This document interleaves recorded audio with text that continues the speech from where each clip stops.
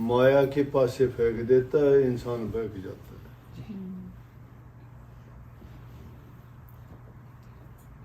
अमन, चैन, शांति सब कुछ छीन लेता है।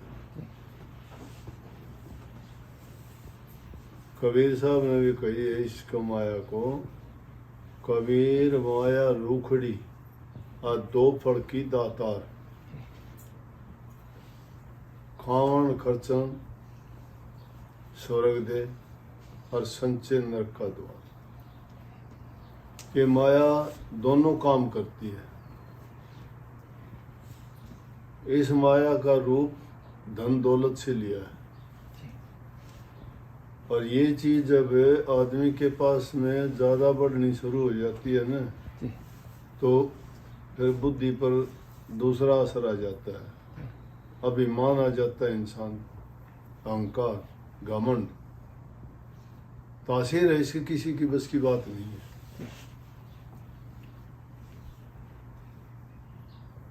तो उसमें बड़ा फर्क है। दो प्रकार के फायदे हैं इसके, कोई भी कर लो।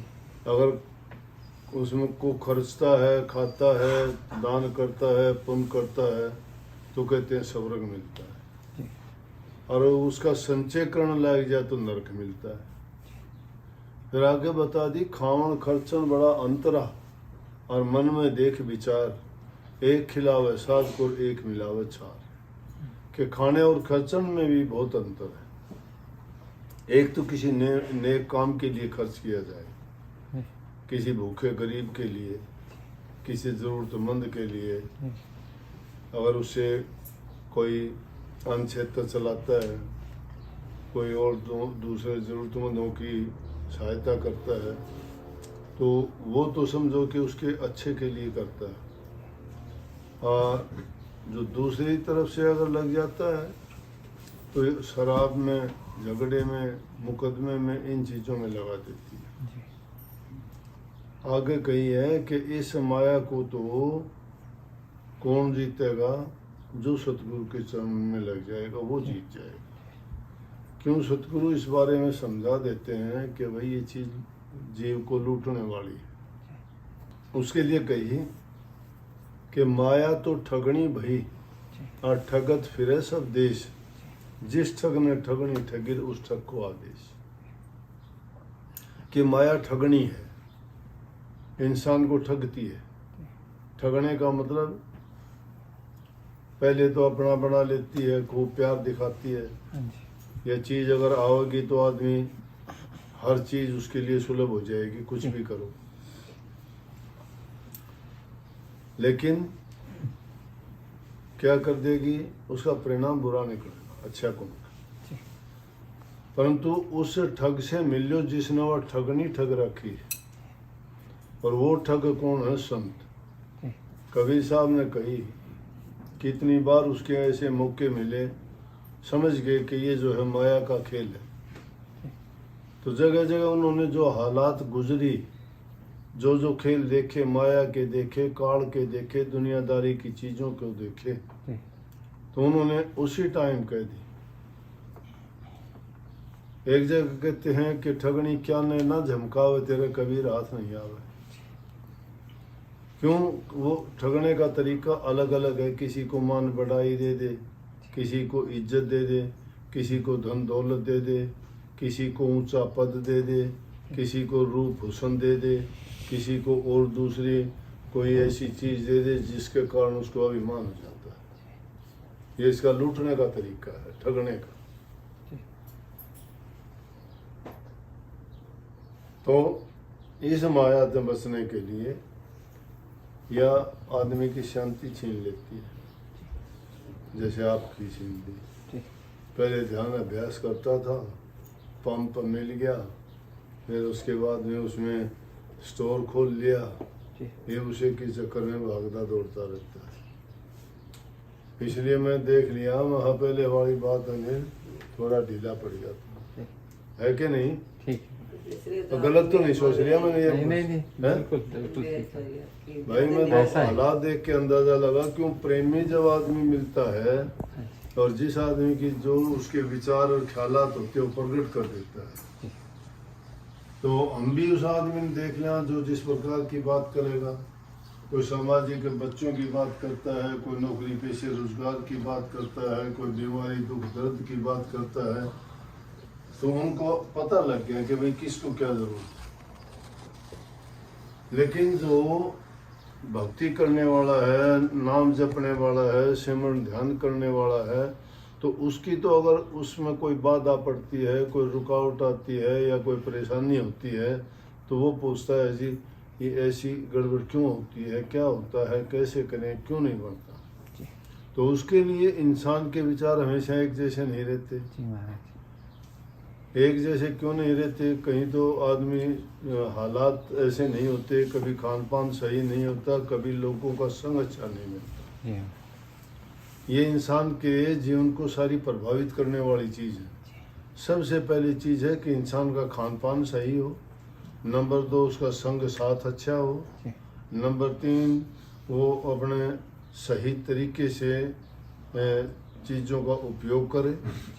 किसी भी चीज़ का दुरुपयोग अगर करेगा तो नुकसान देगी उसको। जी और इंसान के लिए सबसे अच्छी सुखी जीवन जीने की चीज़ है कि सबसे पहले इंसान का खान पान ही सही होना चाहिए।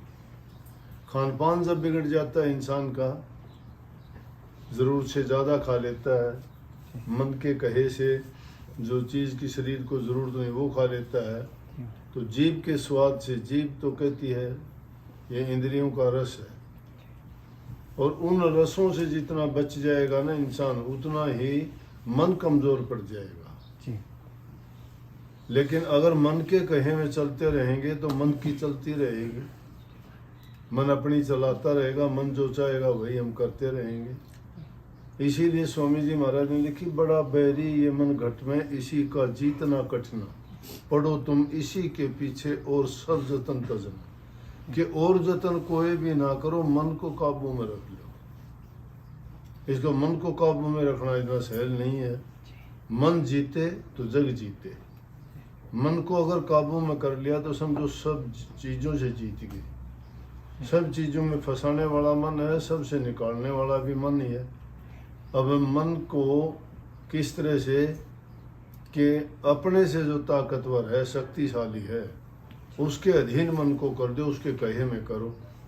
अगर हम मन के कहे काम करते चले जाते हैं तो संतों की भाषा में उस आदमी को हम मनमुख कहते हैं, क्योंकि जो उसके मन में आता है वो करता है, वो उस मन के अनुसार चलता है, वो मनमुख है। अपनी सोची, अपनी जो अच्छी लगती है वही करता है, दूसरे की नहीं सुनता।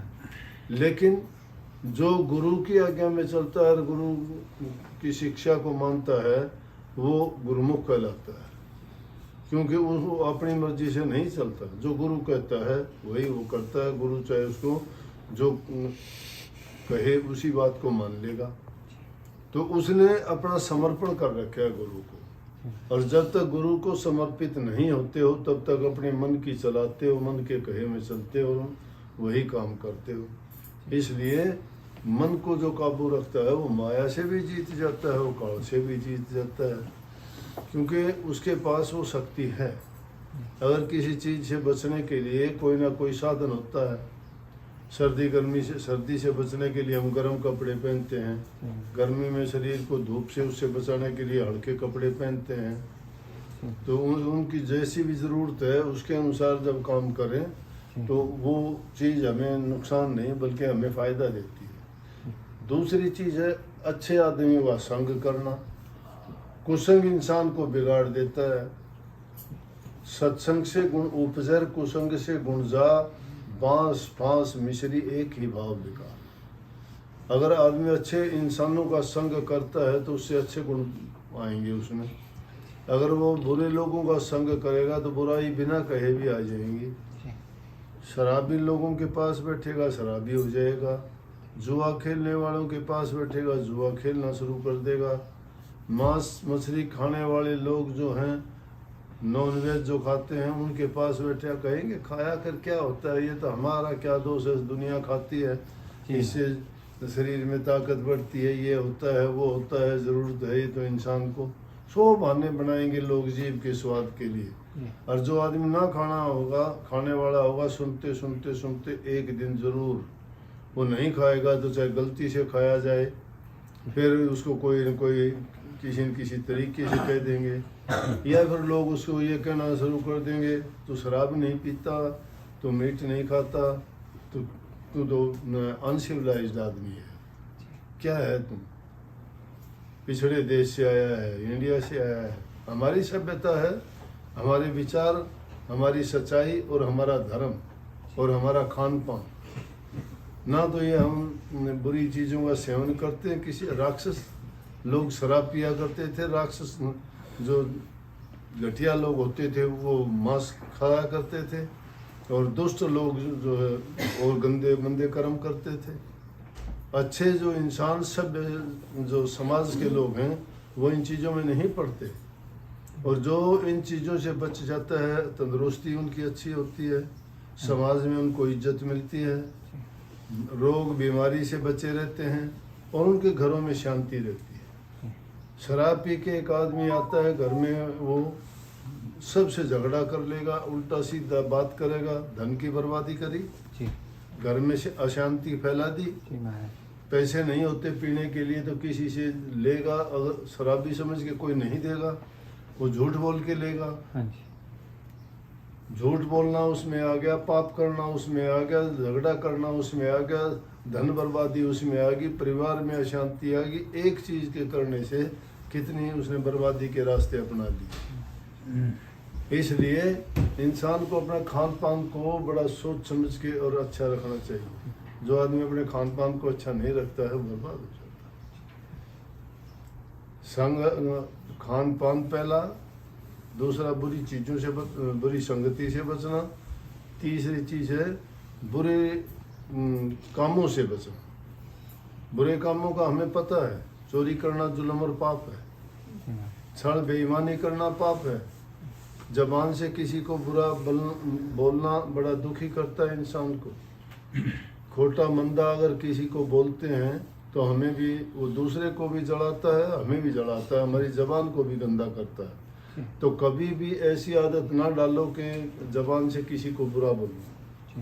किसी को बुरा बोल के ना केवल हम उसको दुख देते हैं, बल्कि हम खुद को भी एक बुरा करने की आदत डाल लेते हैं, और वो करते करते इंसान की फिर आदत बन जाती है और उससे छूटना बड़ा मुश्किल होता है। तो किसी को बुरा ना बोलें, और जितना हो सके दूसरे लोगों के साथ प्रेम का और दया का बर्ताव करें। जो इंसान जिसके दिल में दया नहीं है वो तो इंसान कसाई जैसा है, धर्म के रास्ते में नहीं चल सकता। जिसके हृदय में प्रेम है, बल्कि तुलसी साहब ने कहा तुलसी इस संसार में 3 रतन है सार, मीठा बोलन, नेवा चलन और करना परोपकार। कि 3 ही चीज इस संसार में रतन जैसे हैं, और उनका सार ये है कि मीठा बोलो, जबान से मीठा बोलो। मीठा बोलोगे ना तो तुम्हारा जो दुश्मन होगा वो भी तुम्हारा मित्र बन जाए। जबान में रस होना चाहिए, जबान में जिसके रस नहीं है बहुत बुरा होगा। पुराने ज़माने की बात है जबान के रस की। एक आदमी कोई यात्रा पर निकला, जब जा रहा था तो उसकी घरवाली कहने लगी रास्ते में कहीं भूख लगेगी, कोई खाने को मिले ना मिले, ये थोड़े चावल थोड़ी दाल दे देती हूँ, कहीं मौका लगे तो किसी से बनवा के खा लेना। क्यों, अगर कोई नहीं मिलेगी तो जमाना ऐसा ही था, लोग किसी को रख नहीं सकते थे, गरीबी थी। ये पुराने ज़माने की सच्ची बातें हैं, ऐसे हालात थे। तो वो आदमी वो अपने एक कपड़ा था उसके पल्ले बांध ली और अपने सफ़र पे निकल गया। चलते चलते उसको 1 दिन लग गया, 2 दिन लग गया, तो उसको भूख लगी, देखा इधर उधर क्या करूं। एक गांव आया तो उसमें एक घर में जाके एक औरत से कहने लगा कि माता जी ये थोड़े मेरे चावल और दाल है, खिचड़ी बना दोगे आप? कहने लगी बेटा बेड से बना दे। तो पुराना ज़माना गरीबी जहाँ होती है वहाँ प्यार होता है, इज्जत सम्मान होता है। ये इंसान की बुद्धि भ्रष्ट तो जब होती है जब इंसान के पास 2 पैसे हो जाते हैं, अभिमान हो जाता है उसको। गरीब आदमी किसी का अपमान नहीं करता, वो सबको इज्जत और सम्मान देता, वो जानता है इंसानियत को। लेकिन अगर ये सारी चीज़ जिसके पास और फिर भी वो इंसानियत में रहता है, उस जैसा तो महान आदमी नहीं। वो महान कहा है। जितने भी लोग थे, राजा महाराजा भी होते हुए जिन्होंने दान किए, पुण्य किए, गरीबों की सेवा की, अनाथों की सेवा की, तो वो लोग राजा महान, राजा अशोक जैसे एक युद्ध जरूर कर लिया, लेकिन उसके बाद महान हो गए। वो पब्लिक समाज की सेवा करी, गरीबों की सेवा की, दुखियों की उसने सहायता की। तो उसके बाद में आज भी अशोक के निशान हमारे झंडे में, मुख्य चीज़ों पर उनके शेर का निशान, वो हर जगह जगह देखोगे तो उनकी यादगार में कितनी चीज़ें हैं, वो मानवता के प्रतीक है। तो आदमी जो अच्छे काम करता है वो इस प्रकार से महान कहलाता है, उसके अच्छे कामों के कारण। उसने क्या किया, जाके बोले माता जी थोड़े चावल है, दाल है, थोड़ी खिचड़ी बना दो। कि हाँ बेटा बना दो, बैठ जा। वो बैठ गया, उसने खिचड़ी बनानी शुरू कर दी, पानी डाल दिया, दाल चावल डाल दिए एक बर्तन में, नीचे आग जला दी। जब वो बन रही थी तो और कोई तो उसको बोलने की बात नहीं मिली। उसने देखा छोटा सा घर है, घर का दरवाज़ा बहुत नीचा और बहुत सकरा सा है, और घर में देखी भैंस बड़ी भारी है, भैंस बहुत भारी। तो उसको बैठे बैठे ख्याल आया कि अगर ये भैंस इनकी मर जाए तो इसके घर में से कैसे निकालेंगे, या तो दरवाज़ा या दीवार तोड़नी पड़ेगी, इनको मुश्किल हो। रुका नहीं गया, क्योंकि अच्छा इंसान के दिल में हमेशा अच्छे विचार आते हैं, लेकिन बुरा विचार, बुरा ख्याल, बुरा बोलना तो आदमी को हमेशा कहीं भी जाओ दुख देगा। अगर जहाँ कहीं भी जाके नम्रता, दीनता और मीठे बोलते हो तो तुम्हारा काम ना होता हो तो भी अगला काम कर देगा।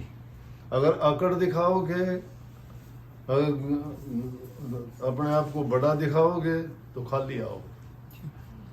कोई भी अगर है, तुम हाथ जोड़ के दीनता से कहते जो मुझे तो ये नहीं पता ये है, तो अगला भी सोच लेगा भाई इसको नहीं पता सच्चाई से, तो उसको उसमें नुकसान नहीं होगा। उसने क्या किया, कहने लगा और तो बात नहीं मिली, और किससे बात किया। बोला माता जी।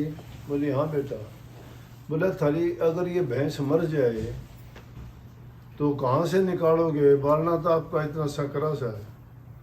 उसको गुस्सा है कि मैं तो इसको खिचड़ी बना के दे रही हूँ और ये हमारे बारे में ये सोचता है इसकी भैंस मर जाए। बोले खड़ा हो जा, ये ले अपने चावल दाल और भाग यहाँ से। अब किस में ले, बोला डलवा इसको। किस में डलवाया, उसने अपनी चादर थी वो यूं कर दी। उस चादर में जब वो डाल दिया पानी, दाल और चावल अभी वो रंधे पके थे नहीं, तो उसको लेके और वो रास्ते में जा रहा गली में से, कहाँ जाए, तो उसमें जो पानी निकल के नीचे गिरता हुआ जा रहा। आगे से एक आदमी आ गया, बोला भाई, बोला तेरे इसमें से ये कुछ निकल रहा है तेरा, गिर गया ये टपक रहा है तेरा, ये सारा बिखर जाएगा। उसने सोचा इसकी कोई चीज है। बोला ये तो मेरी जबान का रस है भाई, ये मेरी जबान का रस है, जो मैं बोल रहा था उसका परिणाम है। अगर मैं अच्छा बोलता तो ये काम नहीं होता। इसलिए उन्होंने कहा कि मीठा बोलो, मीठे बोलो और नीवा चलन। नीवा कहते नीचा होके, झुक के, गरीब बन के, दास बन के, छोटा बन के, समझ गए ना। जो छोटा बन के रहता है इंसान, उसको कभी दुख नहीं होता। और जो ऊंचा बढ़ता है उस जगह जगह उसके लिए रुकावट हो। छोटी सी कीड़ी होती है, महल में भी घूम के आ जाएगी, कोई उसको रोकने वाला ही नहीं। हाथी दरवाजे में खड़े सिर हिलाए जाओ, अंदर बढ़ ही नहीं सकता, बड़ा है, चींटी थोड़ी है। तो और तीसरा है कि करना परोपकार। अगर कुछ नेक काम करना चाहते हो तो दूसरे का हित और भलाई करो। दूसरे का हित और भलाई बाहर करने की बजाय सबसे पहले हमारे घरों में माँ बाप है, सास ससुर है, उनकी सेवा करो। फिर तुम्हें बाहर भी ऐसे मिल सकते हैं ज़रूरतमंद, कोई दुखी है, कोई बीमार है, कोई अपना काम नहीं कर सकता, कोई अंधा लूला लंगड़ा है, किसी को सड़क पार करवा दी, किसी बीमार है उसका सहारा नहीं, किसी को पट्टी बंधवा दी, किसी को दवाई दिलवा दी, कोई ज़रूरतमंद है तो उसको छोटा मोटा किसी को खाना खिला दिया, या किसी को वस्त्र की ज़रूरत है तुम देने लायक हो तो उसको दिया, तो वो कितने खुश होंगे। तो पर उपकार अतः दूसरे की भलाई करना, इन 3 चीज़ों की जो आदत डाल लेता है तो समझो कि वो अपने जीवन में सुख ही सुख बो लेता है, उसको कभी दुख नहीं हो सकता, क्योंकि वो दुख के रास्ते ही नहीं चला। दुख का परिणाम तो जब होता है इंसान दुख वाले काम करता है। ये सारे के सारे काम ऐसे, जो इस प्रकार का अपना मन विचार और ख्यालात बना लेता है तो उसका जीवन अपने आप शुद्ध और पवित्र होता चला जाता है। और शुद्ध पवित्र मन जो होता है वो चाहे किसी भी नाम का जाप करो या सुमन करो, किसी गुरु से दीक्षा लो, या जो भी वो काम करेगा वो मालिक को, परमात्मा को अपने ख्याल में बिठा के और हमेशा उसको याद रखते हुए वो काम करेगा, तो उसकी भक्ति बढ़ती रहेगी, जो हमारा मुख्य काम है। नहीं तो इंसान का शरीर किसी काम आने की चीज़ नहीं है। ये सब जीव जंतु पशु पक्षियों के किसी की हड्डी काम आती है, किसी की पंख काम आती है, किसी के सींग काम आते हैं, किसी की चमड़ी काम आती है, लेकिन इंसान की क्या कोई चीज़ एक भी बता दो जो काम आती हो? कोई काम नहीं आती। जो आदमी अभिमान करता हुआ आता है। तो इसमें आगे ये साल के बात बताई है सारी, गर्व गुमान ना करो किसी चीज़ का, छोटे होके चलोगे, नीचे होके चलोगे, कमज़ोर होके चलोगे तो तुम पर दया होगी। यहाँ रहते हुए तो जिस काम के लिए जाओगे वो लोग भी दया करेंगे, और नहीं तो परमात्मा के दरबार में तो उन्हीं लोगों की कदर होती है जो इस प्रकार से दीनहीन गरीब बन के और शुद्ध और पवित्र हृदय से जब उनके दरबार में हाजिर होता है उसके सारे काम सफल होते हैं। सबको